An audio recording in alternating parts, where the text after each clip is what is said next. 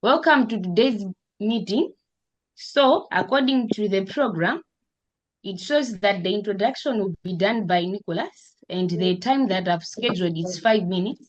Then we'll have introduction of the topic by Francis Donaciano, which is also 5 minutes that has been allocated to. And we'll have two speakers.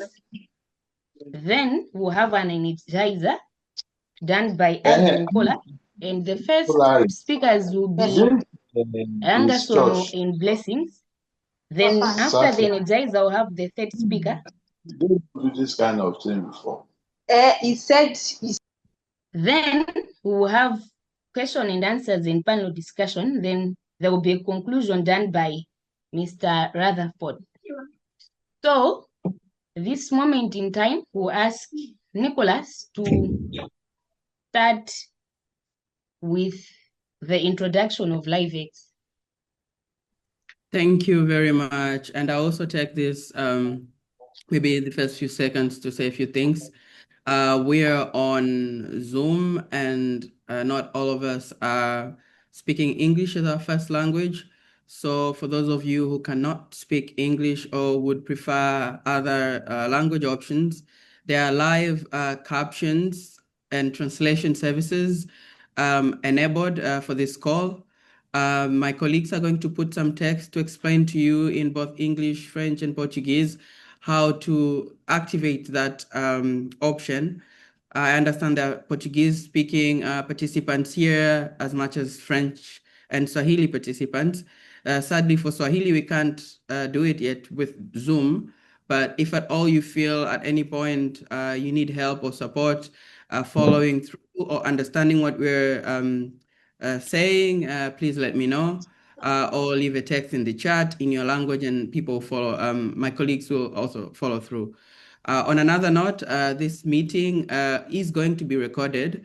So if you are not comfortable with your video or face being online at one point, also for the project purposes, dissemination purposes, and more also for other people who are not able to attend here today, you can turn off your camera and or sort of like log off, and you should be able to access the recording at a later time. Otherwise, by staying and leaving a video on, you're consenting for us to sort of like use your videos and photos if we take any for that purpose. I will then get on to my presentation after those few things I've said. I just need 1 minute or less to set up. I prepared something for you, so I'll start sharing my screen. In the meantime, I think it would be nice to see people introducing themselves and where they're coming from on the chat. So basically, this is an exchange and cooperation for a Living Earth project. We call it LiveX. We started from year 2024 to 2027. And today here, you're part of like one of the many dialogues we do in and around our work in advocacy and Living Earth and exchange. We do a lot of work in line with climate justice, et cetera, et cetera. So for context, it's an Erasmus Plus funded project, and it's funded through the European Commission, ICYE International Office, alongside CCIVS, are coordinating partners. And also we have other partners who equally implement this project, and they are, apart from CCIVS and ICYE, are based in Africa, Sub-Saharan Africa to be specific. And the focus of the project, again, it's on youth, and we do a lot of youth empowerment through digital skills.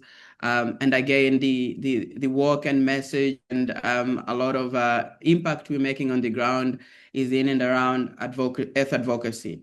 And we, under this project, tackle the triple planetary crisis, which for many of us, as we know it, is climate change, biodiversity loss, and pollution. So with us implementing or having conversations, most of the times we look into all these 3 areas and how we can get more young people, especially tapping into the digital space, to get involved. So you can see there, these are our partners. We have ICYE International, CCIVS, ICYE Kenya, Ajuda in Mozambique, ICYE Tanzania, which is United Planet Tanzania, the Zimbabwe World Camp Association in Zimbabwe, and then we have South Africa World Camp Association in South Africa. We have Astovot in Togo. We have Nigeria, ICYE Nigeria. From Nigeria, we have COFO, which is Community Forum in Malawi. So in a nutshell, our virtual exchange happened following a specific pathway, which starts with, first of all, skilling youth. So equipping them with digital and advocacy skills that are necessary for climate and social justice. And here we have tools like, we have toolkits like the one that the young people would use, and the other one that our youth workers or mentors would use. And then we have. Okay, if we are moving on, then there will be an introduction of today's topic by Francis Donasiano from Community Focus. Then we will see the way forward. Francis, it's your time. Yes, you're audible. Thank you once again. My humble duty this afternoon is to introduce our today's topic on the dialogue that we are going to have. But before I introduce the topic, let me introduce myself first. My name is Francis Donasiano. I'm one of the mentors from Malawi with Community Focus COFO. Sorry, I think I lost everyone. My internet had a little bit of a majanga there. But I don't know where you all left off. I was about to introduce the topic. So now that you are here, I think you can proceed from where you stopped. I think you were talking about the thematic areas around the virtual dialogues that we have. Oh, okay. I'll just reshare my screen now. Yes, I believe I had already spoken of like the equipping young people, and I was talking about now how mentorship is also part of the project as our key pathway. And then throughout, because we have groups of young people who are from different countries, even at times different continents, it's very important to also include the intercultural collaboration and channel it through the decolonial perspectives, so that we have a more authentic and localized view of our work, but also the impact we are making and developing in the process. But then also we are actively sort of like supporting young people through development of resources. So again, I'd mentioned the toolkits, the 2 handbooks we have, but we also have a good practice map for organizations, or say so like leaders of organizations to go through and know how they can do something similar to what we're doing, so that more young people have more opportunities to participate in intercultural exchanges, especially when it's that they're virtual or they use some sort of like digital frameworks and stuff like that. So we're a very good example. But that's to say less on the pathways, then maybe a little bit zoom in to what the virtual exchanges really are. So usually we have one big kickoff meeting where it's a online meeting, and it happens every start of like an exchange cycle. For instance, we are in exchange cycle 3, so there is one more to go. And if you're here today and you'd like to take part based on the country that you're in and the partners have presented, you might reach out after the call, something that I would encourage you to do. But then usually we'd have that one, and then we would talk about what we want to do. We'll talk about the actions we have done, the progress we've made. We'd also celebrate the impact we are making on the ground, and share techniques and maybe some actions that can be useful for others. More to say, but like that's what it looks like. And then in the side of the mentorship, again, initially when we started, we did a training for mentors. So these are your leaders in your countries who would take you through the journey if you're a young person and these concepts are new to you and you've never really like done much around the area, but it's something that resonates with you deeply. So they would be there to guide you and point you to the right direction, more or less to say. But then as a result, you are then able to form some action teams. And these are groups of people like you. And we encourage between 4 to 10. And then you would come with an idea, would come up with an idea for a project that you might be able to implement, which is the case for what is happening now. And then the projects get reviewed. Some of these projects probably get support. And you can do, as you can see here on my presentation, the projects can be both locally conducted on the ground, which means you work with communities and you meet them and you do actions, or it can be virtual, where you have some sort of a campaign, for instance, and work with other young people from around the region or the world. More or less to build bridges between African youth-led initiatives and global advocacy networks at times. It can be anything, but it provides like a regional peer exchange for that reason. So that's a zoom in on like how our advocacy and virtual exchanges actions look like. Yeah, and I've talked about how many times we do this and what it means, so I won't repeat that at this point. But if you have any questions, feel free to keep them or leave them in the chat. I should be able to attend to them, or my colleagues would. But this is what our timeline looks like, and we're now in 2026. We are in our third virtual exchange, which started in January, and we're looking at ending it around May, June. For our fourth one to start in July. So these are the dates you should be looking at. But hopefully by November, we'll then be able to wrap up the project for now. And if there are any updates on how we move forward from there on, I think we'll send a communication at a later time. But for now, we're seeing very exciting numbers. 80% of young people who are part of the project are reporting improved advocacy skills and cross-border collaborations, understanding basically of how and what it means to work with other young people across borders. So from Tanzania, Malawi, South Africa, Kenya, Nigeria, it's all good there. And young people are saying, oh, we really see improvements in so-and-so areas. But we have so many youth-led local actions that are addressing climate justice and community resilience, which is a very good news. And if you follow our newsletter and everything, you probably have had some communications coming through your way. But we're seeing also young people saying, oh, because of being part of the project, we see improvement in terms of employability through digital capacities that have been improved or built just being part of the project. So that's a good positive. If you ask me, it really resonates with a lot of young people to say this project. But also we're seeing a stronger partnership across African and European organizations. From time to time, you have networks approaching or asking for us to present. We're running out of time. I think we have lost Nicholas. So Francis, you can take over to give the introduction. Thank you. Good afternoon once again.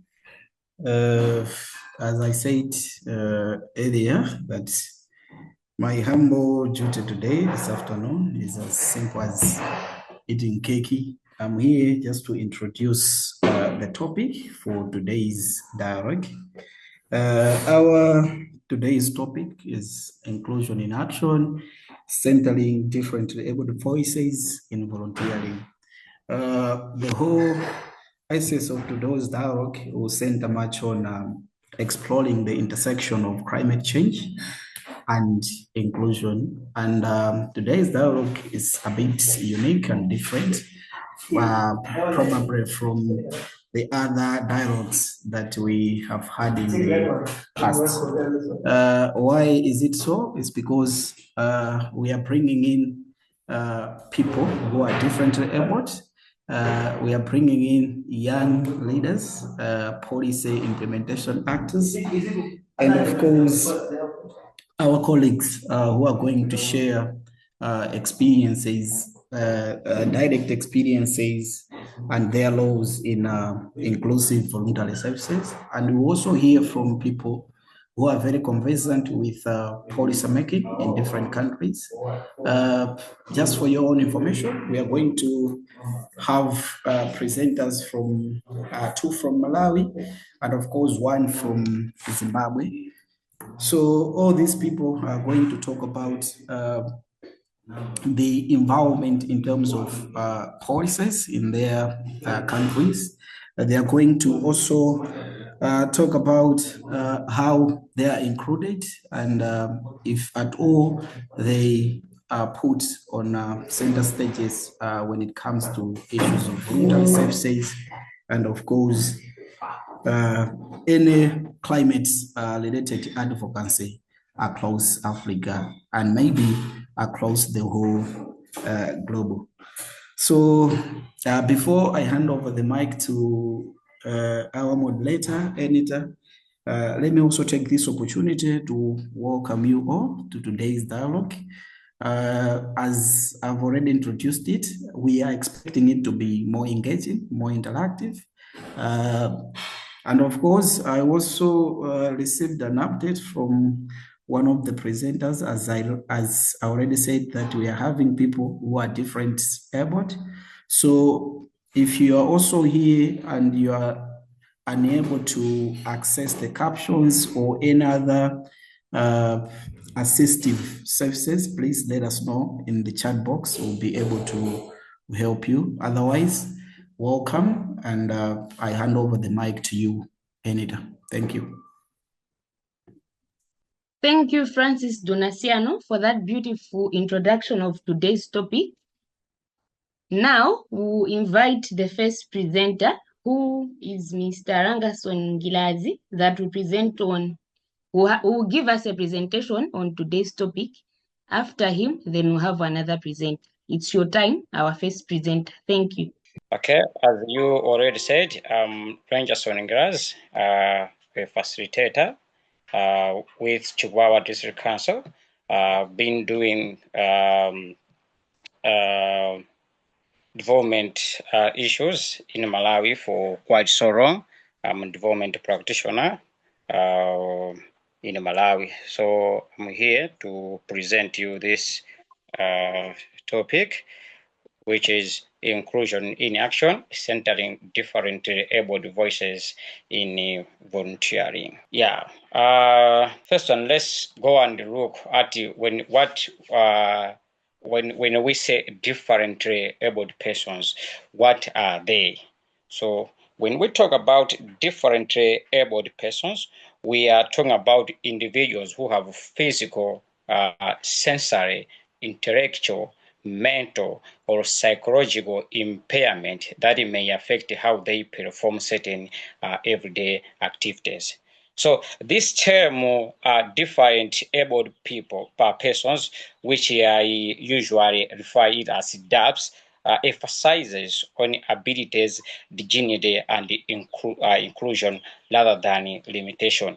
I hope you know that previous people used to say persons with disabilities or people with disabilities. So that word was associated with limitations. So we introduced different abled persons in order to emphasize abilities, dignity, and inclusion. So it recognizes that people can participate meaningfully in society when barriers are removed and opportunities are provided. So let us go and look at the some of categories of DAPs, okay, differently abled persons. We have first one, visual impairments, hearing impairments, speech disabilities, locomotor disabilities, intellectual disabilities, mental illness, autism, and the multiple disabilities. These are some of categories of different able persons. And from there, let us look at the problems faced by different able persons. The first one is inaccessibility environments and the facilities, negative virtues and the discrimination. We have limited access to information, poverty and the unemployment, exclusion from leadership and the volunteering leadership. So I have brought this figure one, figure one, whereby, yes, I hope everyone is able to see it. This figure one is showing flood environment in Chikwa district in Malawi. The recent flood that has happened in Malawi from last week up to now in Lower Shire. So Chikwa district is one of the districts that is highly affected by climate change, more especially floods. So this is illustrating inaccessibility infrastructures and the facilities for community members, especially who have disabilities, DAPS. Yeah, and then let's go to another slide, which is talking about volunteering. We have to look at volunteering. What does it mean when we say volunteering? So according to Wilson 2000, defined volunteering as the act of willingly offering one-time skills or service to support a cause, organization, or a community without expecting monetary compensation. So volunteers play a vital role in addressing various social, environmental, and humanitarian issues, and their efforts have a profound impact on the lives of many. So volunteering by DAPS. One, a person with a hearing impairment supporting community awareness campaigns using sign language. Someone can ask, does people volunteer something?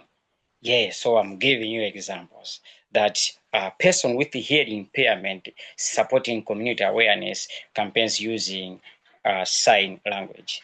A person with mobility impairment helping in planning meetings or community coordination. A person with visual impairment participating in peer education and advocacy.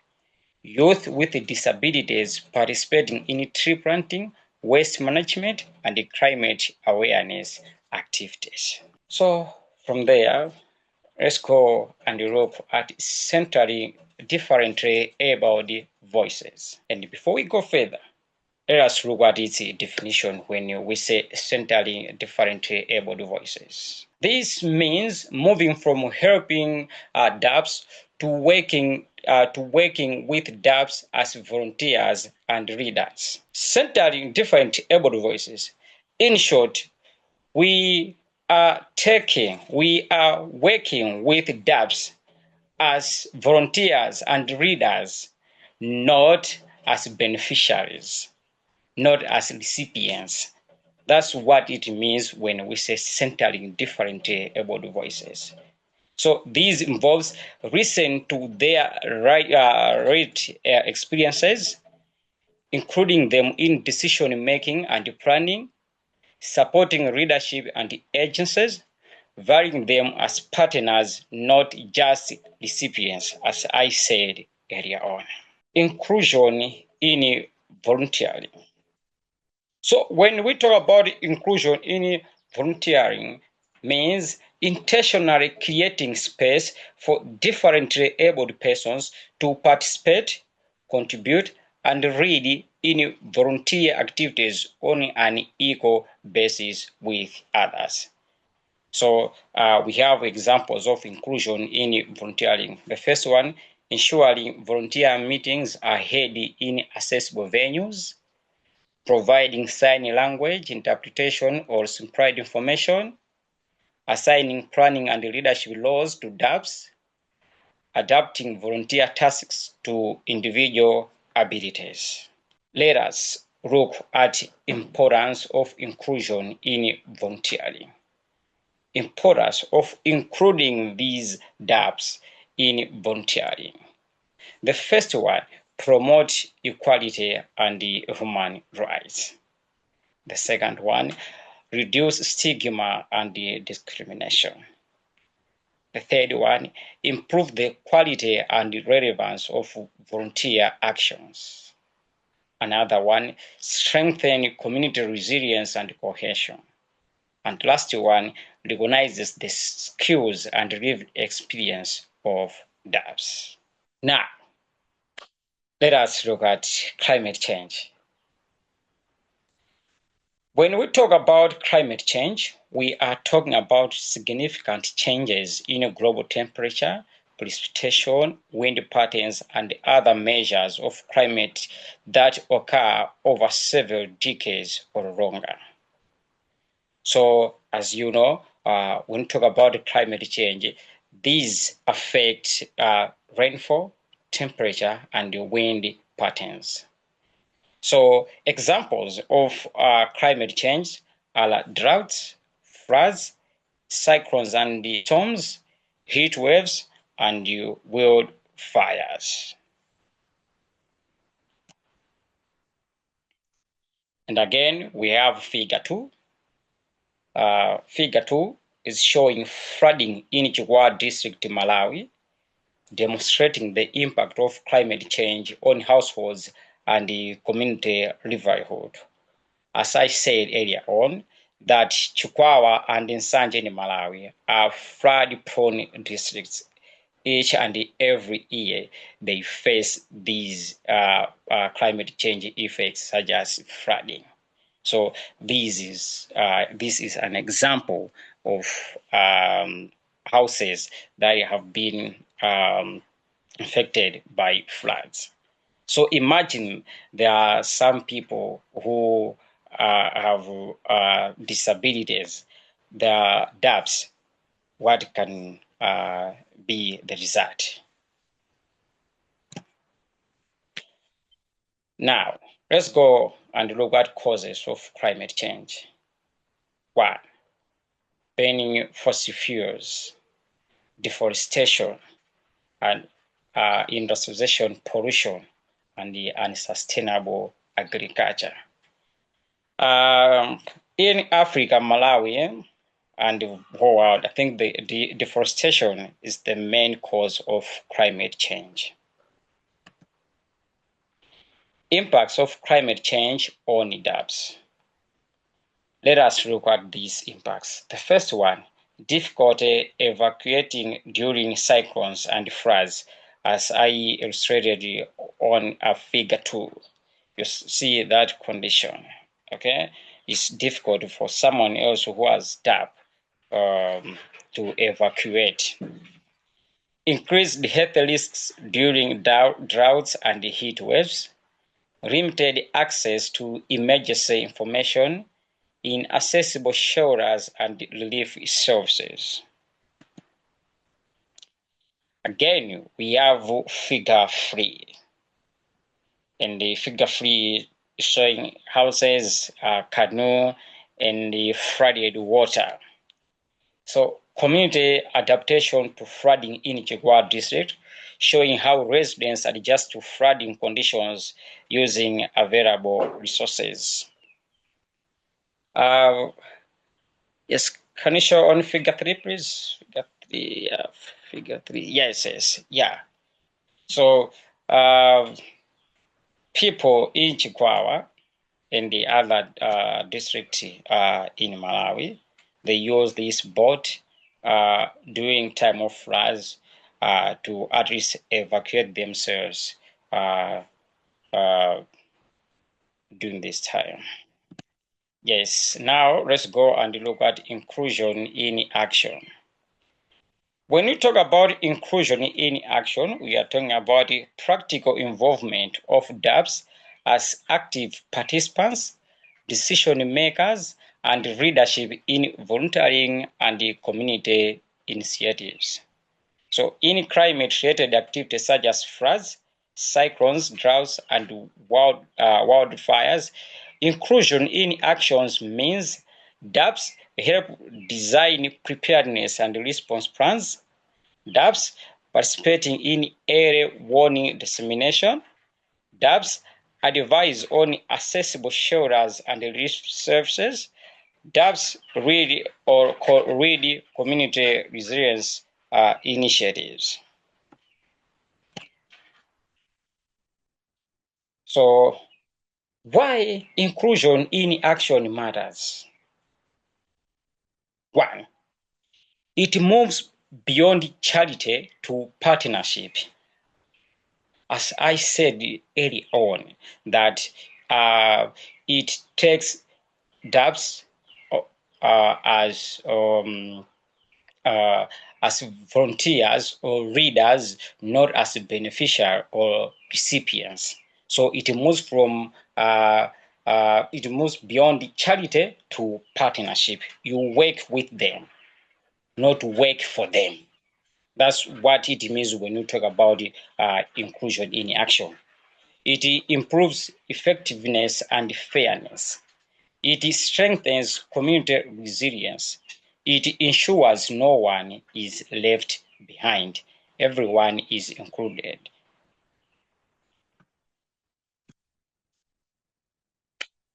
How DAPs can participate as volunteers in climate change? One, DAPs can read community awareness sessions. DAPs can disseminate early warning messages, assisting with relief coordination, participating in environment conservation and rehabilitation, advocating for inclusive disaster and climate policies. So DAPs can participate as volunteers in climate change in these ways. So, what are the barriers to participation in volunteering? Remember, we are concentrated on DAPs.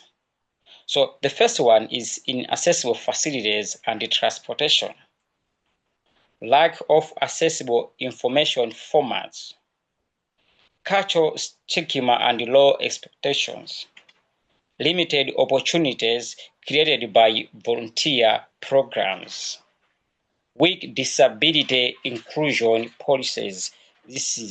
This usually happens in most of African countries.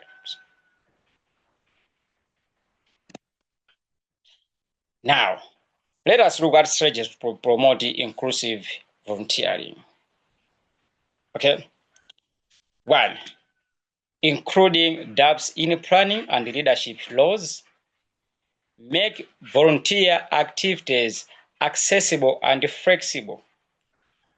Again, provide training, support, and assistive resources. Conduct community sensitization to reduce stigma.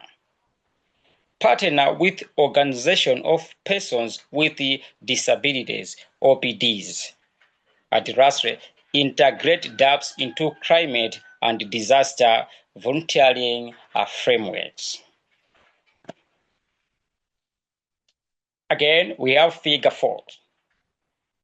Figure 4 is showing us inclusion in action where DAP leads planning, coordination, and the decision-making process in climate change voluntary initiative. There's red there with locomotive disability. But she's the one who is reading. This is what I'm trying to mean when we're talking about inclusion in action, where DABS reads. So evidence shows DABS actively lead climate action when inclusion is supported.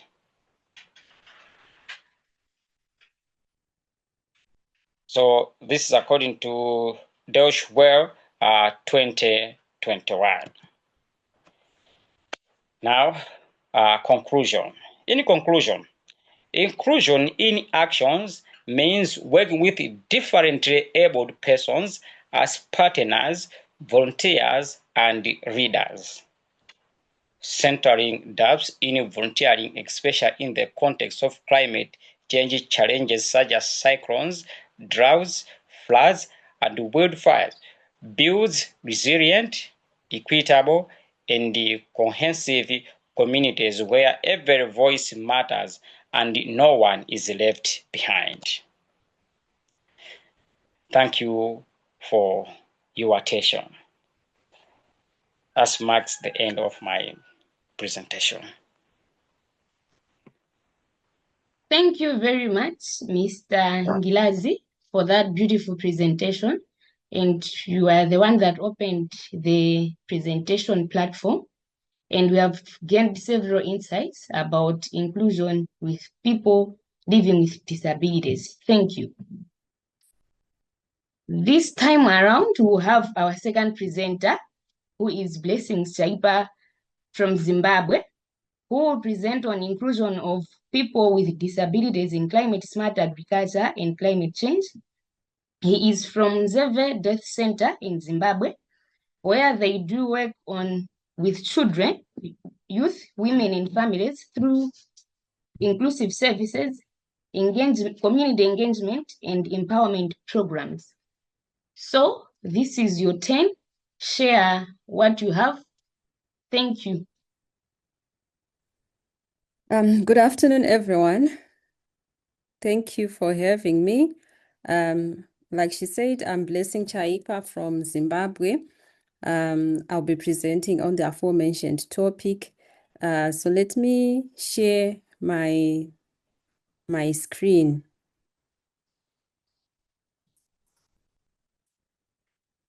It has already been shared and we can see it. You can see, all right, okay. Yes.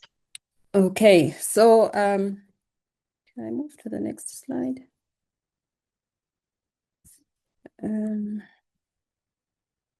Okay, so I'll start with a background about our organization. Then I'll address other things. So our organization is called Nzeve Deaf Center, which is based in Zimbabwe, in Manicaland province, which is the eastern part of the country. So what inspired the organization to be started was the realization that children with hearing impairment or who are deaf had nowhere to go for their education, starting from early childhood up to primary, secondary, university level. So that's what inspired the start of the organization around the 1990s, and then it was formally registered in 2000. So from there, we started supporting children who are deaf or with hearing impairment by establishing an ECD or Early Childhood Development Center. So as you can see on the photo, that is our center there, where we have an ECD for children who are deaf, who come together with their parents to learn, as well as a youth vocational training center where we support deaf youths as well in vocational skills such as building, carpentry, sewing, and agriculture. We work with family-centered models whereby the parents are also involved in whatever we are doing with the children so that there's sustainability. So as time moved on, we realized that yes, the center activities are there. They are supporting the ECD, they are supporting the vocational school, but then most of the discrimination that persons with disabilities face come from the other people, the community members, the family members that they live with. So let me put a disclaimer there that in Zimbabwe, we refer to persons with impairments as persons with disabilities. This is what is in our policy documents and also what was preferred when the research was done. So this is like an improvement from where they were called disabled persons and persons living with disabilities. So what came out was that they preferred to be persons with disabilities or children with disabilities. So these are the official terms that we use here. So from the center-based activities, I've explained what we do at the center. So this was the beginning. And then, so we also moved to have community-based activities where we go to communities and strengthen inclusion, livelihoods, access to services, and local support systems. So what you realize is when you're working with persons with disability is very expensive because even the access to services, education, there are a lot of services that are needed to support a child or a youth with disabilities. So you find that oftentimes the parents or the caregivers will not have enough money to support or to access those services. So that's what inspired the livelihoods projects that we then do with the caregivers and the families. Moving on. Yes. So why disability inclusion matters? We noted that especially from the time that we experienced Cyclone Idai, that was in 2019, there was a lot of exclusion when a disaster strikes. Like persons with disabilities will not have adequate information of what is really going on.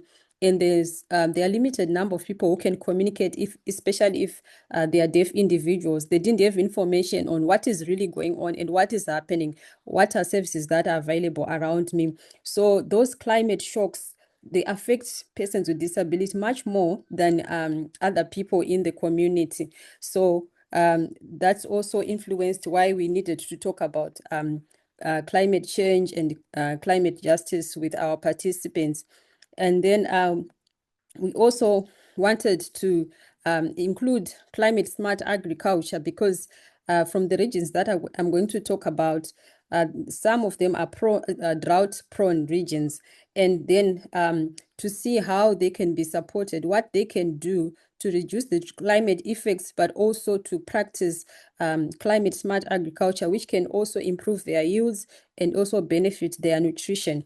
So that's why disability inclusion matters in climate action, because once they are excluded, then they are affected much more than other people in the community. So we're also supporting equity and sustainability when we talk about climate action for persons with disabilities. All right. So this is the map of Zimbabwe. The green part is the region that we are operating from, that is the Manicaland province. So the center that I'm talking about, where we are based, is the Mtare Urban. That is where the main office. And then the districts that we are implementing our projects, especially to do with climate and livelihoods and agriculture, are in Buhera and Makoni districts that are showing on the map. Though at our center as well, we have learned that we teach agriculture to the deaf youths that come to the center. So these are the center-based activities that we do. The ECD that I talked about, the support for children with delayed milestones. Those are children with cerebral palsy, autism, or other delay their progress. And also the youth that I've mentioned. And then we also work with a strong parental support. So we support groups for fathers and mothers. So those are some of the people that we work with in the climate action and the agriculture livelihoods projects that we do, so that they have enough income to support their children. So when we go to the communities, we start with different things. So in order to meaningfully include persons with disabilities, the model that we start with is to start with disability inclusion dialogues and awareness sessions with communities. Because once you enter a community and you do the regular thing, of course, the persons with disabilities are already excluded. So they normally do not attend the regular community meetings or community gatherings because of the different barriers. It can be physical barriers, it can be communication, it can be the discrimination in the community, or it can be self-discrimination whereby they've not been involved in anything, so they are not even sure if they come out, what kind of reception they will receive. So those are some of the things that we try to deal with first by doing the community dialogues. So through these dialogues, we approach communities and talk about what is disability, how they define disability, and what they've been doing to support persons with disability. And then they explain from there, and then it's a journey that we start with them so that they see the benefits of including persons with disabilities in their communities, and the importance of changing their attitudes, and the importance of involving persons with disabilities in the community. So we have different leadership positions in the communities. We have the headmans, we have the school development committees, we have the different types of community leadership structures. So we talk about the benefits of involving persons with disabilities in those structures so that they can self-represent. They can actually talk about different things, including climate justice, but also a wide range of things that they may want to be involved in, or those things that they might want to be changed so that they can actually fully participate, or they can fully benefit from whatever is happening in the community. Then when we have those dialogues and there's a change of attitude, people begin to see how they've been doing wrong things or bad things, or how their actions have been affecting children or youth or families or caregivers of children with disabilities. So when we do that, it also improves identification, whereby sometimes in communities, people do not want to bring out their children with disabilities because of the stigma that is associated with that. So then the community begin to change their attitude and then try to involve persons with disabilities after having seen that it's more beneficial for the community to have them at every turn, to include them in every space. Then from there, we then start internal savings and lending schemes that we call ISOs. So with these ISOs, I know ISOs are common in many spaces, but these ones, they have to involve persons with disabilities in the group. So the group, we have persons with disabilities, we have caregivers of mostly mothers or parents who take care of a child or an adult with disability, and other community members. So when they do that, that's how the ISO becomes strong, because if you just target a person with disability on their own, you are still reinforcing discrimination, because they are not fully participating, they are not involving anyone. So we make the group diverse, and they come together and they decide what they want to do. Whether they want to start an agricultural project, or they want to do goat rearing, or they want to just bring their money together and multiply it different ways. But the group has to have a constitution, etc. So once they do that, then we are also able to come in with lessons on how they can not contribute to how can they reduce the effects of climate change. So like in the picture that you're seeing, we're training these the groups, including the caregivers, persons with disabilities, on how to make compost so that they can be more on the conservative or organic agriculture, as opposed to the ones that use a lot of chemicals, which are also damaging the environment. So after those trainings, we then support their garden projects that they are doing, so as a model that they can also go and replicate in the homes. So the garden brings the people together, they learn the skills there, and also the profits from the garden can be shared equally among the members. So it helps to involve persons with disability, in the sense that even though they may be visually impaired, something that they are able to contribute to the project.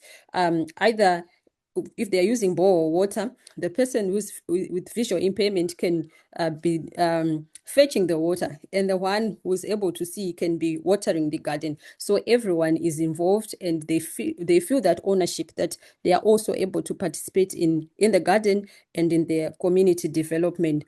So these are other things that we also offer to the community, the community hearing tests, inclusive places, but well, I will not mention much of that because of the time. Then moving on, from these trainings that we do, we partnered with agricultural technical and extension program officer that is called Agritex in short. They provide support in terms of conservative agriculture and other support to the community of persons with disabilities and even at our center. So far we've been able to support 361 persons with disabilities. That is excluding the community members because the number is quite huge if we include the community members. But these are just persons with disabilities. And then at our center, we have trained 30 deaf youths in climate resilient crop farming. So we also partnered with Foundation for Farming.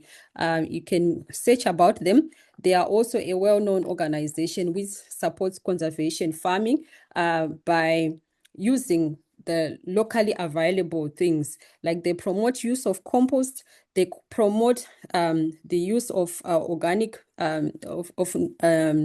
indigenous knowledge or things that they use to repel pests that are not chemically based but can be found in the community.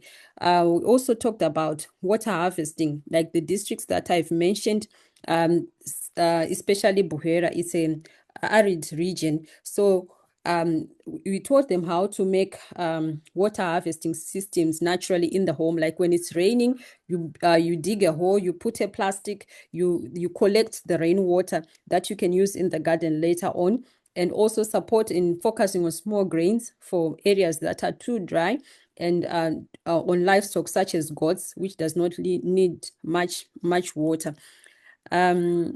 So in the picture there that you see, there's our youths from our center who are also preparing the field that we have here using the methods that they'd been taught by Foundation for Farming. I'm trying to move to the next slide.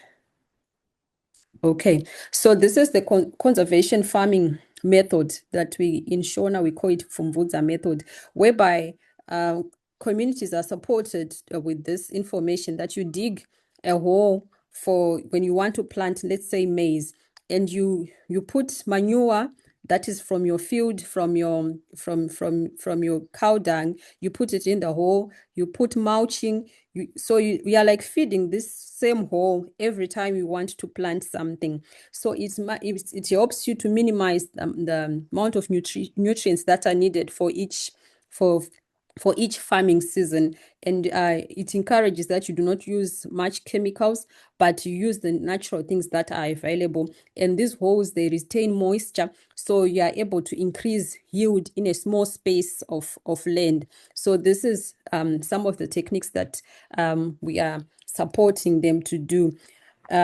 So I think I've mentioned some of the things that are there. So this is an example of what the conservation farming model is like.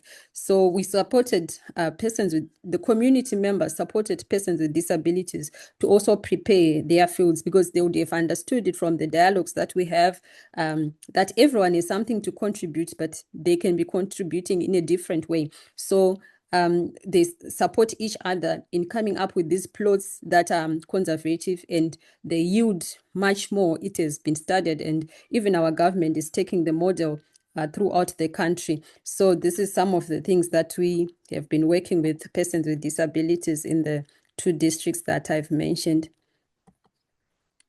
Okay. So what we also noted is that we have disaster risk management systems that are talked about at district or community level, but oftentimes persons with disabilities were not really participating or fully understanding what it is and what is their role.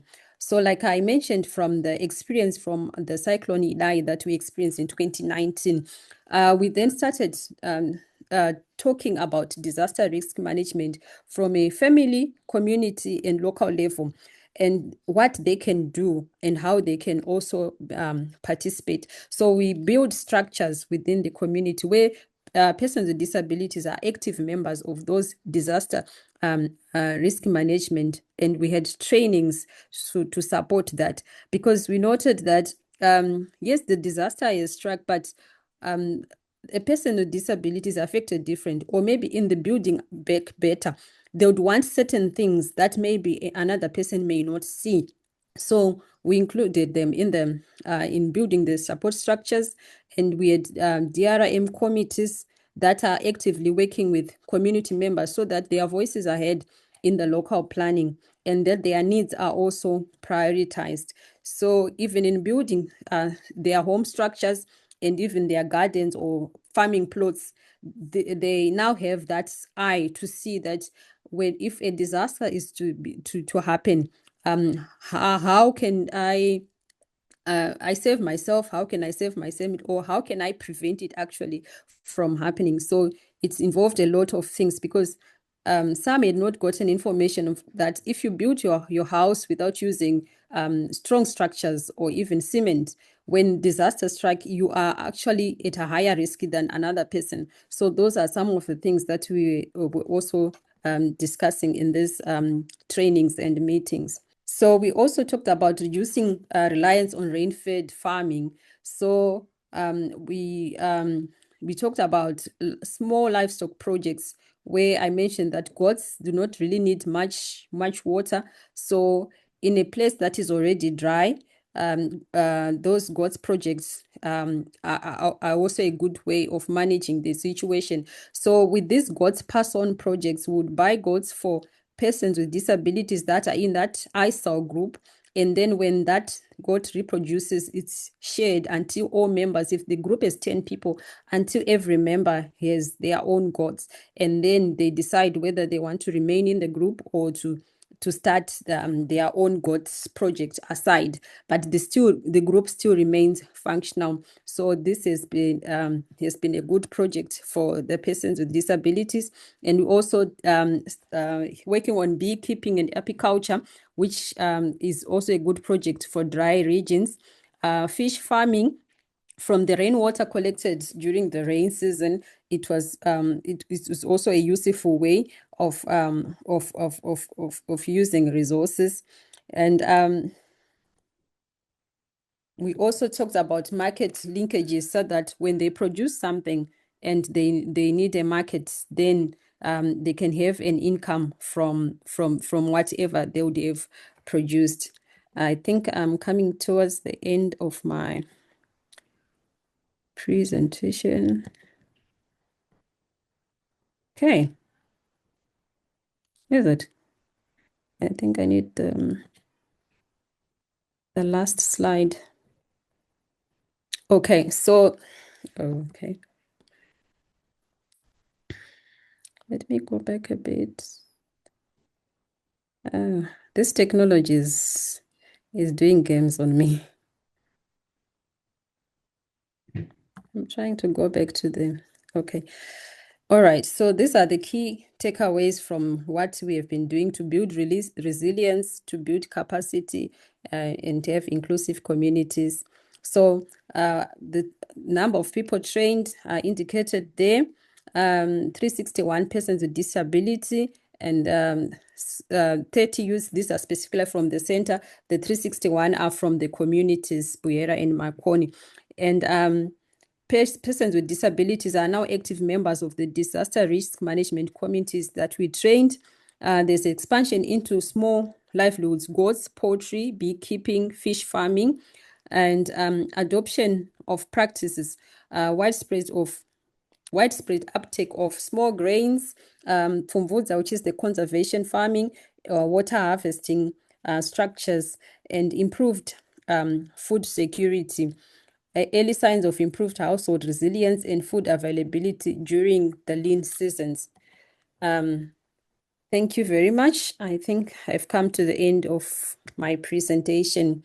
Thank you, Blessing, for that wonderful presentation, as you have shared the beautiful work that you're doing in Zimbabwe to ensure inclusivity in all projects and activities that you implement. Thank So you. this time around, we will have an energizer from Kola or Agnes just for a few minutes, then we'll proceed to the third presenter. So Agnes or Kola, it's your time to share the energizer that you have. I've shared the ID for the Mentimeter.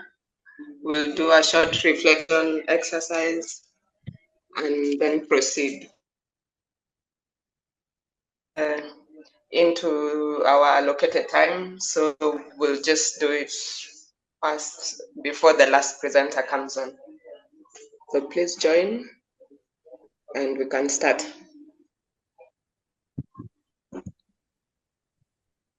Sorry, can you clarify on what you have said?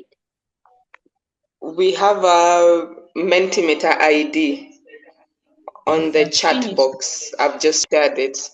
So I would like us to join so that we can do a short reflection exercise from the presentations that have been done, basically, and then we can continue with the next presentation.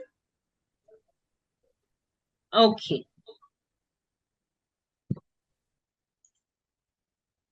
Kola, can you please share the link as well to Mentimeter, assuming that not everyone knows what Mentimeter is? Okay.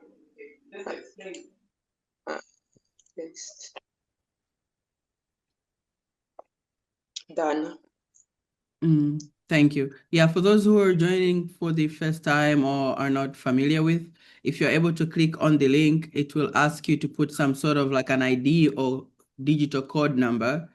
And that's what Kola was saying has been shared on the chat. I've just reshared it, put that number while they are also sort of like sharing their screen. But I'll hand it over back to you, Anita.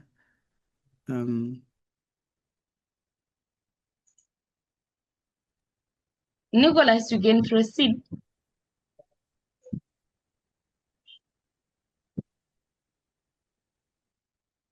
Thank you. Kola, are you able to share your screen as it happens? I think yeah, so. the screen Give is me a being minute. shared. Okay.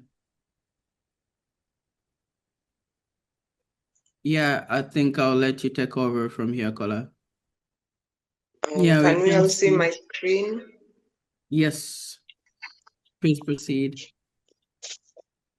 Okay. So we've been talking about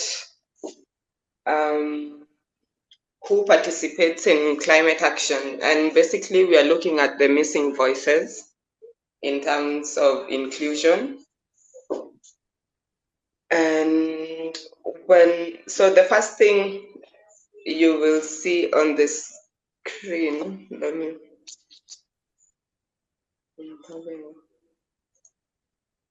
okay.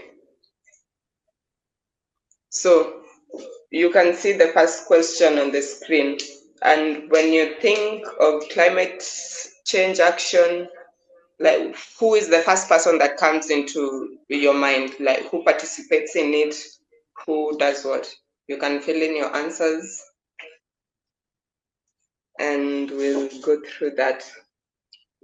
Whatever comes to mind, there is no right or wrong answer. It's basically just about what you have experienced, what you have noticed, what you have seen. Yeah, we can see some answers coming in. There's youth, there's activists, but activists can be a lot of different people.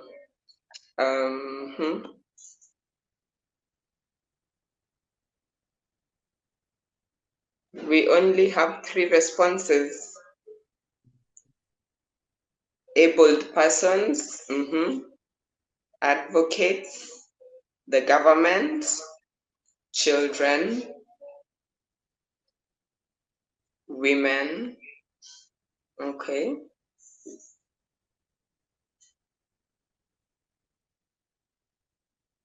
Community leaders, men, schools,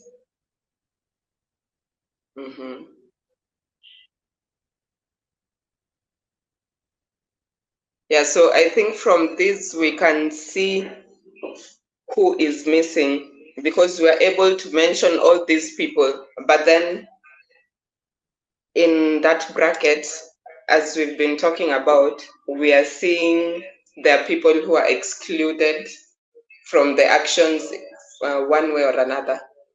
Yeah, and sometimes it's just because of the structures that are there or other different issues which we'll look at as we are continuing. 10 more seconds. We move to the next question. I like the engagement. Keep it coming.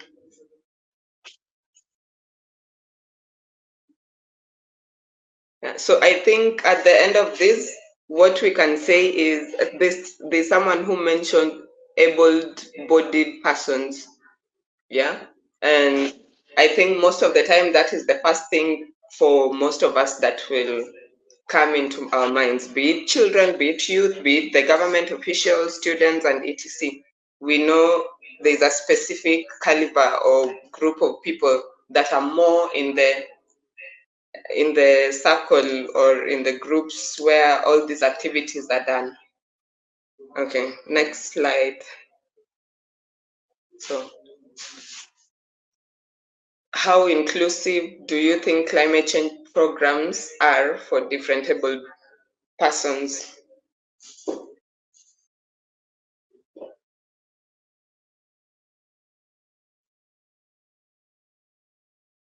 If you can rate it from 1 to 5, 1 being like not inclusive at all, and 5 being very inclusive.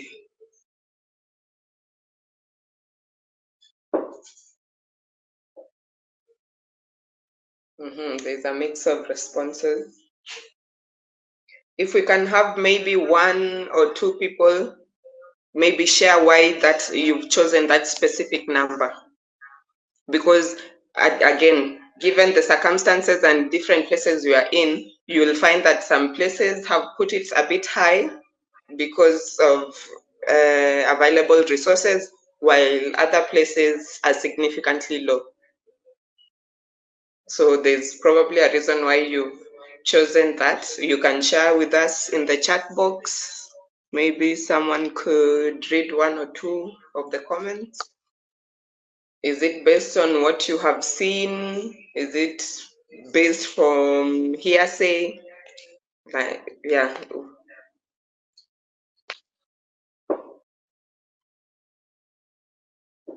Any comments? I'm not able to see the chat box. If anyone has updated or would like to say something, maybe a quick response, it would be appreciated.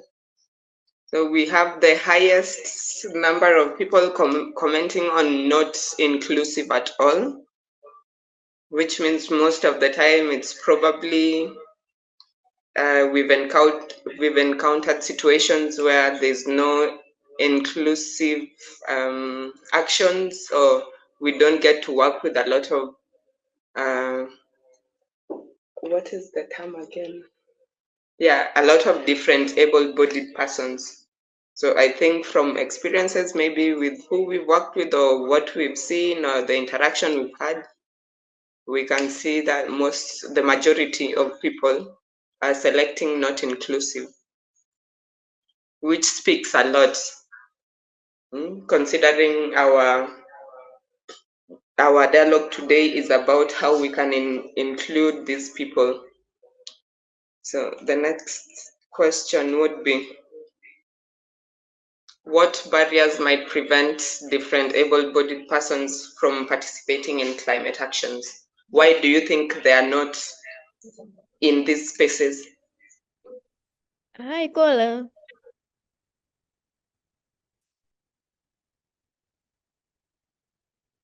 Did someone say something? No, sorry for interrupting. I'm the next presenter and I have something to attend to, which is an emergency. So I thought maybe I can't present because I have to return back to something else.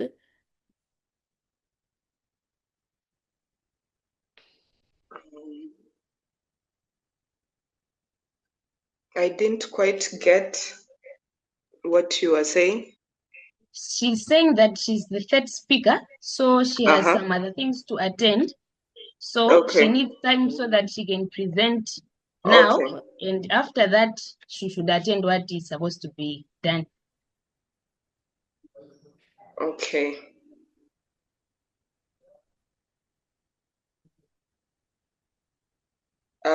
Would it be okay to start your presentation in the next 5 minutes? I'll be done. Let's see, for the presentation in the next 5 minutes. Or now. And how are you presenting for? Can we try to allow her And to was the better present? time? Okay. Then Yes, I I think think. this is the last thing, then we'll look at, and then the next presenter can come on. I think we're able to see some of the responses in the chat box. We can see language barriers, societal norms, structures in place, communication and information barriers, among other things. So I think we can, from this, we can actively see that we are also able to notice the problems in the system. And probably the fact that we can notice it means that we are able to find ways in which we can try to be inclusive and work together with the differently abled persons to reach the same goal. Yeah, because awareness means that we are able to track and we are able to repair or try and do things different so that everyone is included.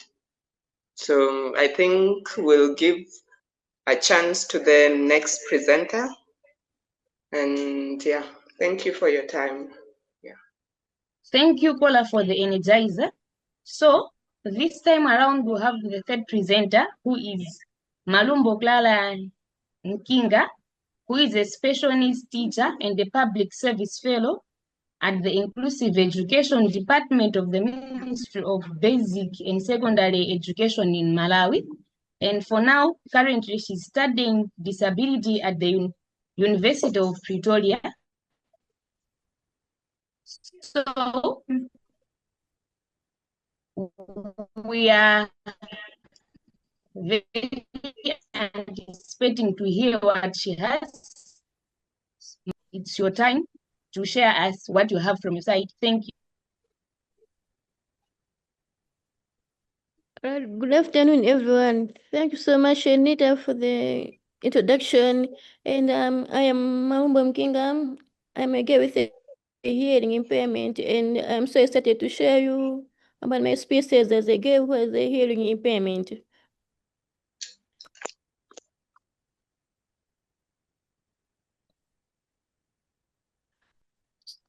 The main overview of my presentation will mainly focus on the climate change impacts on people with disabilities, the case examples, why inclusion matters, the policy framework, the current efforts in Malawi, and the gaps and challenges, the recommendations.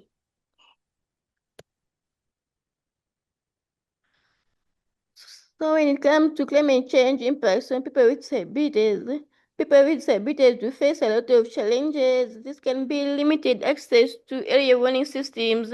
This is whereby many people with disabilities do miss critical alerts due to inaccessible formats and communication barriers.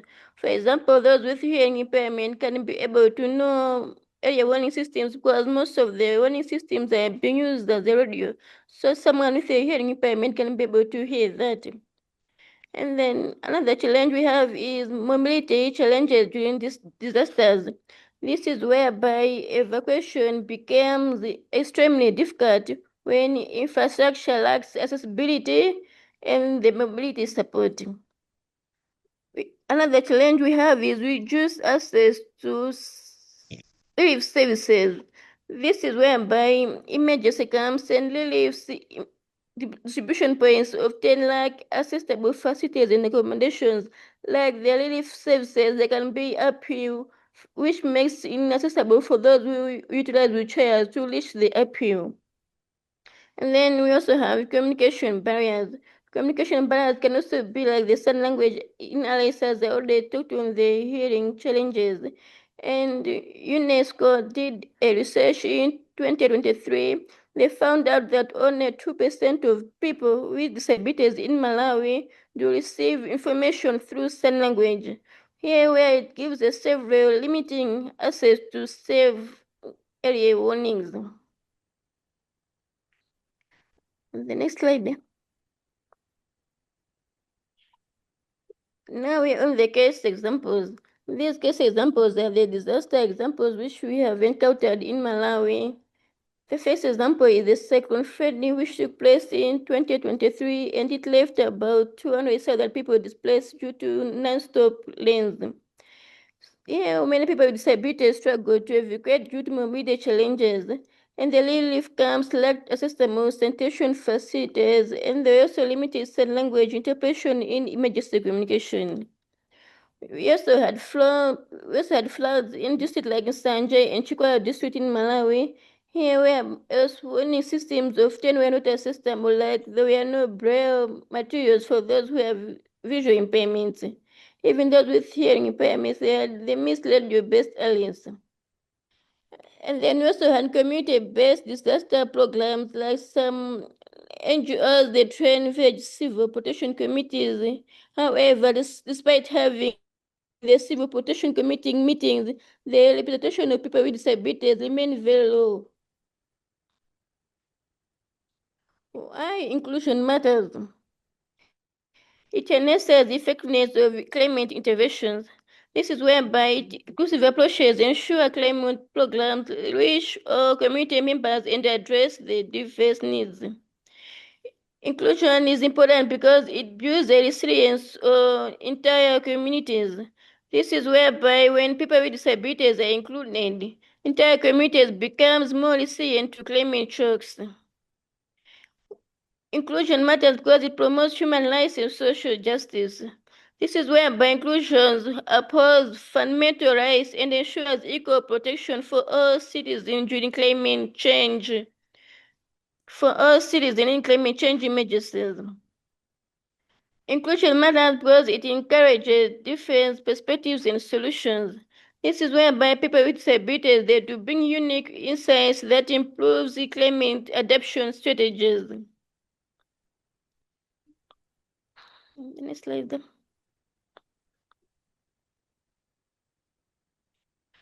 Now we are on the key disability inclusion policies in Malawi. We only list the 4 policies which we have in Malawi, and the first one we have is the Disability Act. Disability Act, which was recognized in 2012, which where it promotes equal rights and opportunities for persons with disabilities, and it mandates accessibility in infrastructure, services, and information, and as well as it encourages disability mainstreaming across all sectors.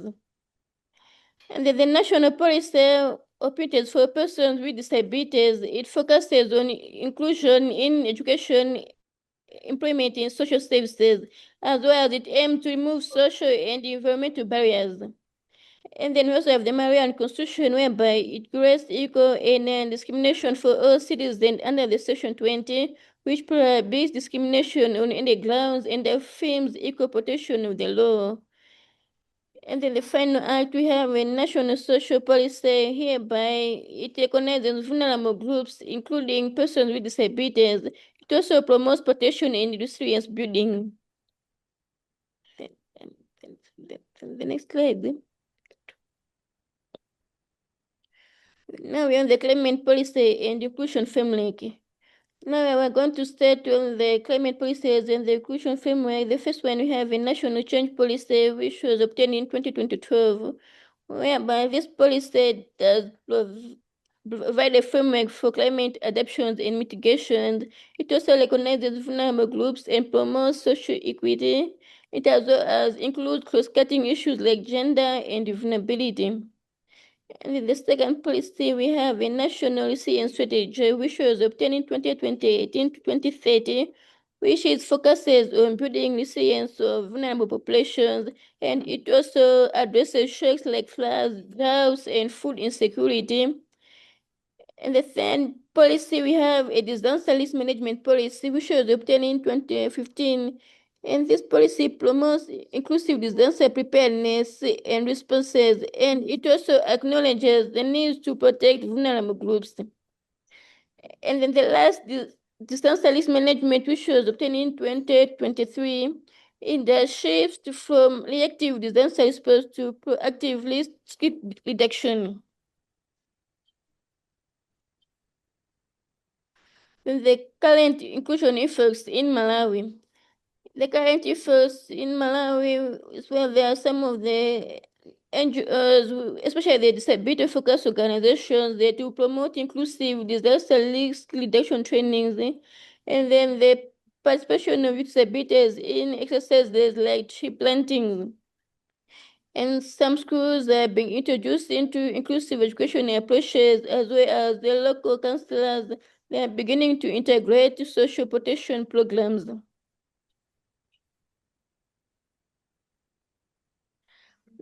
Then now we're on the gaps in inclusion. There are a lot of gaps in inclusion. I will just mention a few. And then the first one, we have the policies exist, but there's a weak implementation. There's also limited disability disaggregated data. There's also inaccessible infrastructure, and there's also low participation of people with disabilities when it comes to climate decision making. And there's also limited funding targeting inclusive climate action.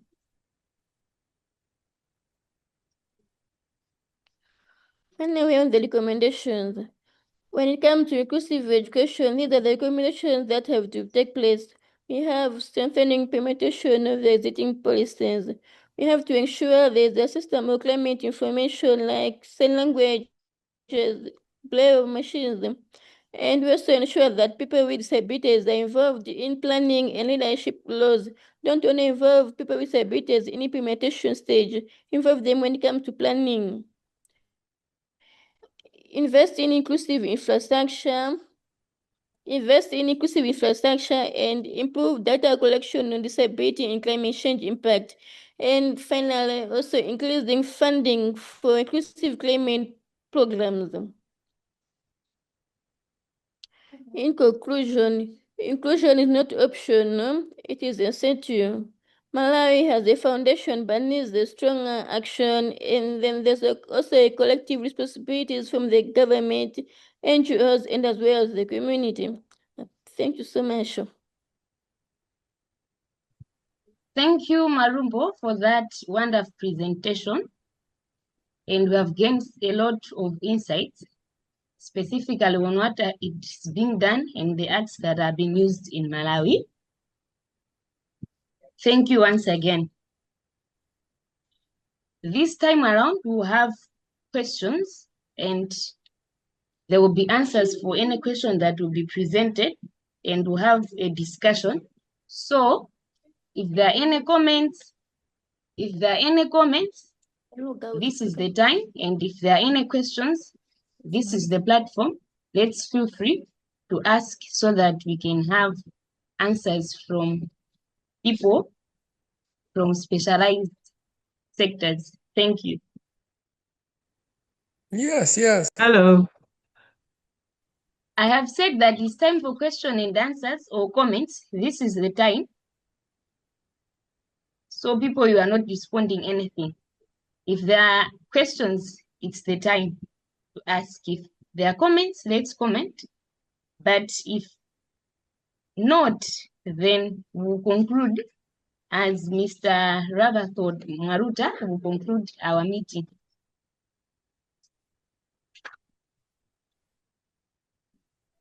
Anita, I was thinking it might not be a question or like a comment at all, just anything with regards to the presentations, or people want to share like briefly what they could relate with for that case.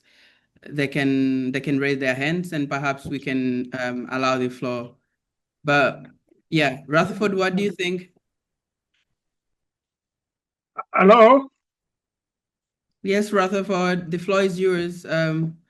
Maybe you can also take on the question and answer, I'm not sure. Or perhaps okay. any comment. Thank you very much, Nicholas. Thank you very much, Anita. I think we can give people a bit more some time. They're still thinking about which type of questions, but I think we should have mentioned earlier on that those with questions they should write down, then they can ask at the end of the presentation.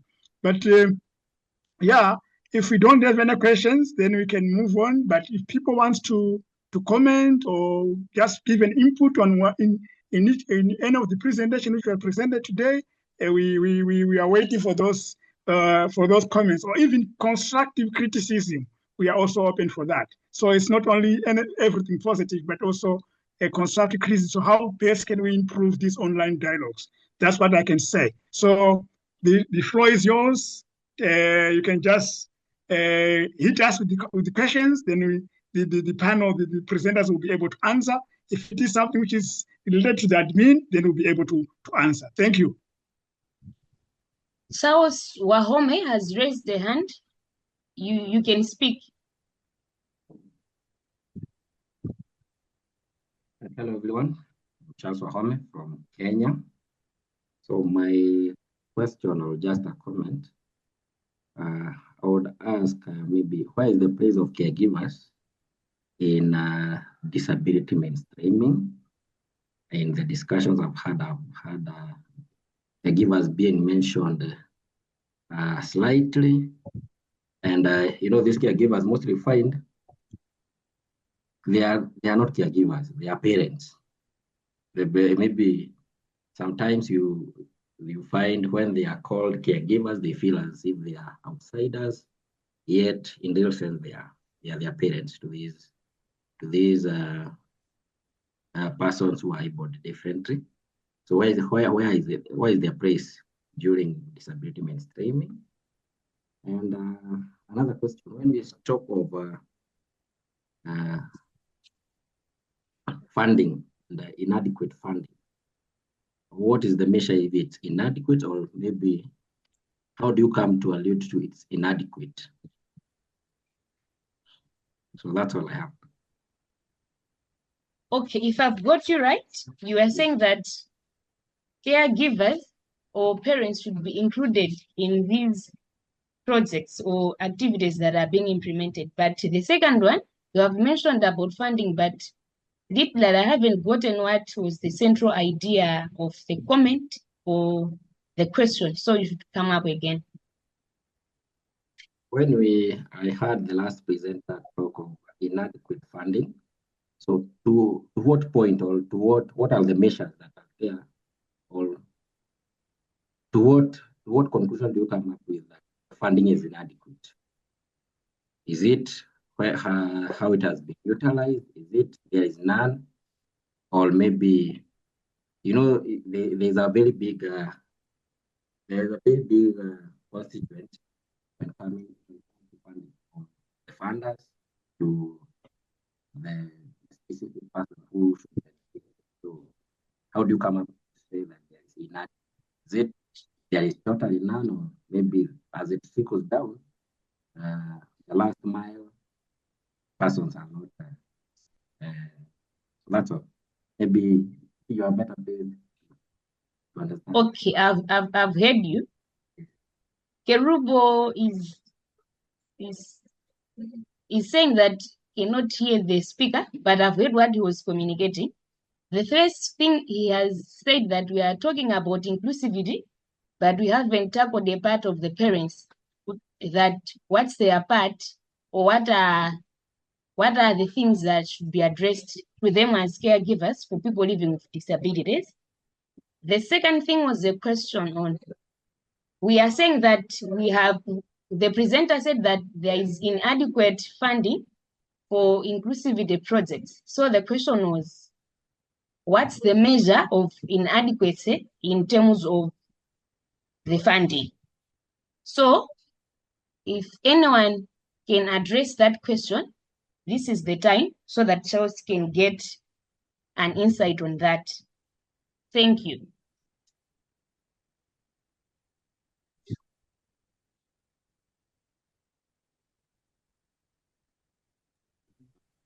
Maybe good rather afternoon. you can take it. Okay, proceed. Okay, thank you. Let me respond to the one on the role of caregivers. I think in my presentation, I mentioned about the parent support groups, where we have parent support groups, the father support group, and also the women or the mother support group. The caregiver will be talking about the parents who are the biological parents, or usually you may end up working with the grandmothers or the aunts who end up taking care of the child or the youth with disability. So I did mention that we work on a family-centered model whereby anything that we do involves the family for sustainability. So for example, when we have our early childhood development for children who are deaf, they have to come with their parents or caregiver or father or whoever is available. Because if we don't do that, the language that we teach the child, they will not be able to communicate with anyone at home. So our efforts will not make any impact. So the same applies for children with other disabilities. They have to come with their parents, because they then are the ones who have to practice what therapists would have assigned, and most of the work has to be done at home. So same applies with the youth, that when we work with the youth and we train them in business skills or agriculture, still they would need the support of the family to be able to run that project or to offer them that support that is needed at home. So it's the same when we go to communities, that sometimes the person that you're targeting who has a disability is not able to perform most of the tasks that you want them to do. So you have to work with the caregiver, who then does the gardening, does the farming, or whatever they are doing for the benefit of the person with disability, so that the resources at the end of the day can be used on the needs of the person with disability or anything that they may want to do. So that would be my response to the first question. To the second one, I didn't talk much about the budgets, but I'll just give my own experience working in a disability space.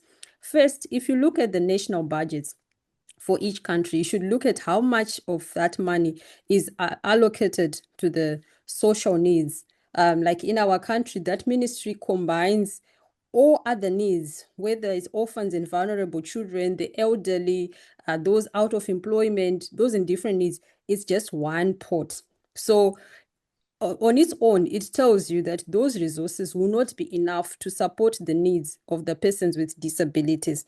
Then if you look at the funding landscape, maybe in Africa, or maybe to our experience, is that there isn't much money that is put on organizations that are working on disability, or OPDs, or disability serving organizations. There can be more money in youth activities or gender or other things, but disability has limited funds, because most funders, they want quick results. But when you are working with disability, you may not have those quick results. I can give an example, like if you're supporting children who are at school, and most funders would pick children who are already excelling and support their education. But for children with other needs, they may not get those resources, because it will take a whole lot of time and investment for them to reach the same result. So you notice that most the disability space does not have much funding. Looking at the national budgets, looking at the NGO budgets, that has been my experience. I don't know, even in research, and I noted that she mentioned this point, that there isn't much disaggregated data on the number of persons with disability, maybe per ward, per district, per province, nationally, even in national census. So that has been also an issue in our country, that you can't really pinpoint and say, in this district we have this number of people with disabilities, disaggregated by age, gender, and what. That data is not available. Why? Because there's not been much investment in coming up with that data, which would then allow the people to actually get the good service, because when you have the data, you can actually plan for the people. So it's like we have many policymakers who are planning for people that they don't know. They don't know the number, they don't know the needs. So that has been my experience. I don't know in other nations what have been their experience. Thank you. Thank you, Blessing, for that beautiful answer. Hope Charles has gotten what he was asking. Francis Donaciano, you have raised your hand and mute so that we can speak. Well, thank you for the opportunity. Actually, I wanted to respond to the question about funding, but I think Blessings has done me a favor on that. But maybe just to add on what Blessings has already said, in terms of funding allocated to activities targeting people living with disabilities, I think in most of the countries, that has always been the experience. For example, here in Malawi, learning from Malumbo's presentation, most of the times, programs concerning people with disabilities are always considered as optional. And from my experience, I think most of the people, most of the organizations, institutions, when they are designing programs targeting these people living with disabilities, they don't normally consider the elements that will actually cover the problems that these people face. And then those programs become more of reactive rather than proactive. Like maybe they will go out, maybe during the implementation of the project or the program is when they discover that there is an element that is missing, and that element is always something that concerns people with disabilities. So in those cases, you might also see that there might not be enough resources allocated for that. Why? It was not planned. It was just a reactive kind of approach. From my experiences, just to share more insights on issues to do with disability, particularly from the context of Malawi, we do have institutions here maybe that take care of young people living with disabilities, and learning from their budget, it is not even adequate to cater for all the expenses that these children need at the end of the day. But still, you see almost each and every year the budget from the government, even from local organizations, do not even cater for these resources. So almost each and every year we experience such problems, but not even one institution becomes more interested in addressing these issues. And in terms of including people with disabilities when it comes to issues to do with climate change advocacy or any other programming, we have seen most of the programs when we are planning a tree planting exercise, almost you might see that there is no one with disability participating in such kind of activities. It's not that they don't want to participate, they don't want to take part. It's because most of the times we do not reach out to these people. We do not reach out to these groups with information, data maybe related to where the activity will be taking place. And most of the times we do not even include their requirements in as far as the planning of the exercise is concerned. Lastly, I'll give a practical example. I think we did have a volunteering trip last year. It was a trip which was joined by a number of countries, a number of young people from different countries. If I'm not mistaken, I think it was from 7 countries. Of all the people that joined this trip, we traveled across 5 countries. There was no one with disabilities. So that's also another issue that we need to take into consideration when we are planning such kind of trips. And that's also a case study that we need to learn from when it comes to including people with disabilities. At policy making, I think in most of the countries, we are good. We do include these people. We do engage them whenever we are making policies. But when it comes to policy implementation, when it comes to practical activities, we don't take these people into consideration or any other kind of activity. So yeah, thank you. I just wanted to share that experience. Thank you, Francis, for shedding more light on that, and we have gained a lot. If there are any concerns, any comments, anything that we need a collective action, okay. Rangason has raised a hand. It's your time. Yes.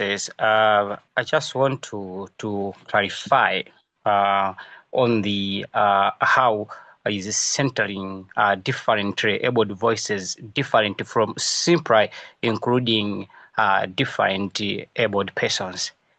Okay. Why centering different abled voice different from simply including DABs? So I did not put much effort on that because I was running after time.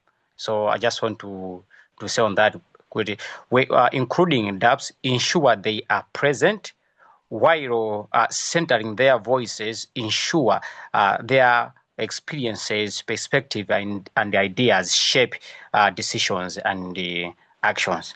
And it is good to say different abled persons instead of persons with disabilities, because when we say different abled persons, we are focusing on ability and potential rather than limitation. So this promotes dignity, it promotes respect, and it promotes strength-based perspective rather than using person with disabilities. I just want to make comment and emphasize much on that. Yeah, thank you. Thank you for that input, Mr. Ngirazi. Anything that we need a collective action? Maybe one more time. I think today's session should also be taken as a lesson. Just because it was about inclusion of these different abled persons, we did have people with such kind of disabilities making presentations, sharing us their direct experiences, and of course, engaging with them directly here.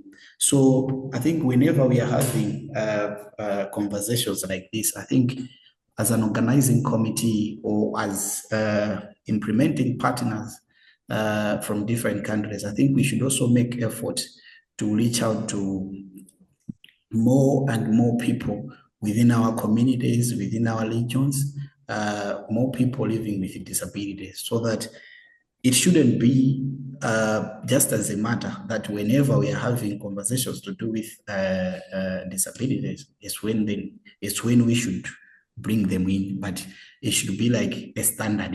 It should be like something that we should always embrace, that those people are part of us. Those people can also do whatever that we do. Those people can also lead sessions like this.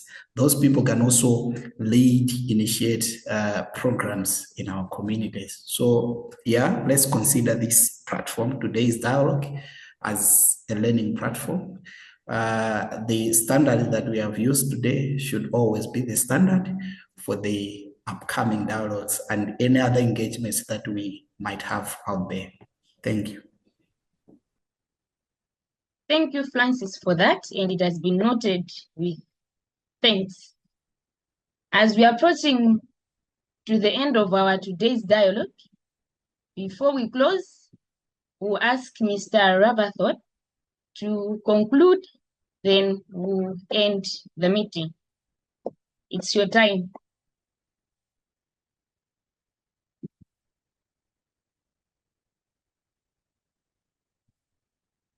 You can unmute. We are unable to hear. Okay.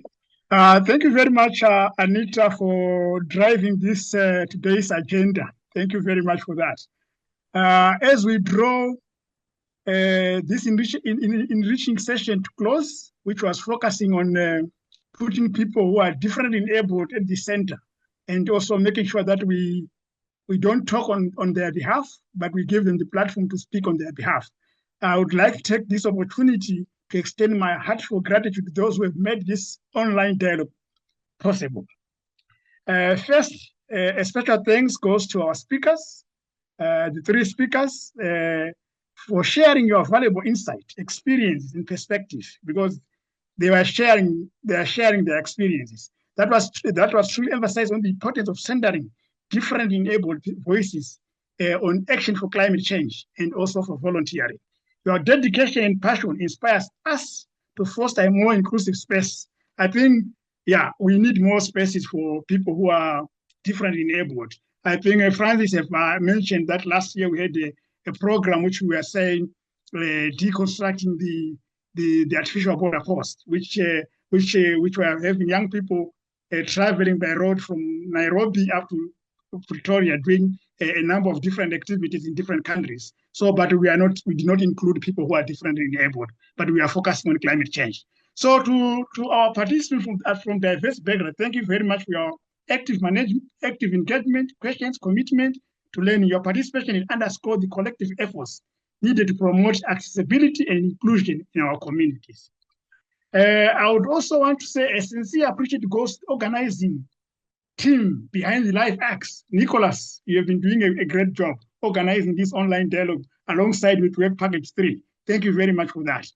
We are every online dialogue is coming better and better, and I would like to say thank you very much for I know it's not easy, but you have been driving this seat very well. Finally, I also want to encourage everyone to take forward the ideas discussed today and for advocating for inclusive, amplifying the different enabled voices, and transforming action for climate change so that we can empower and more accessible for people who are differently enabled. Let us continue to work together toward the future where every voice is valued, every person can contribute meaningfully. Thank you once again for your time, your commitment, and this session marks a step forward in recognizing and evaluating the voices of differently abled individuals in our climate actions initiative. As we conclude the insight gained into our respective strive for more inclusive and equitable society. I thank you. Thank you so much. It was an honor to be in this dialogue. Over to you, ma'am, the moderator. Thank you very much.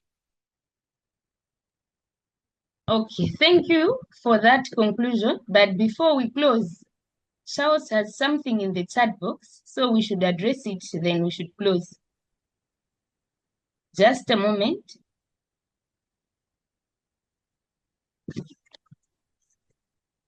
Probably, Nicholas, you also have something to add before we close, before we leave? No, Before no, Nicholas, for the interest of time, no, nothing from my end, unless there is a question for me on the chat. Okay, Charles Wahome has something in the chat box. He says, as we plan future discussion on disability inclusion, having an audio translator in our Zoom meeting would strengthen accessibility. True inclusion begins with our own actions. So we should take note of this as we are integrating things that will make everything equitable and accessible to all people participating in these meetings. Yeah, I just want to thank also. Okay, continue. I just also want to thank Charles for bringing that on board. But this is a learning curve. This is our first online dialogue focusing on disability. So we take it as a learning curve. Thank you very much for putting that question. Okay. This marks the end of today's dialogue, and I would like to take this moment to thank you for trusting me to be your moderator for today's meeting and for the active participation that was there to make this dialogue enriching and that comprehensive. And I'll extend a gratitude to presenters, the ones that gave us the introduction of LiveX, the introduction of today's topic, the presenters on different topics, and everyone who participated in questions and everything. Thank you. Have a good week as we meet next week.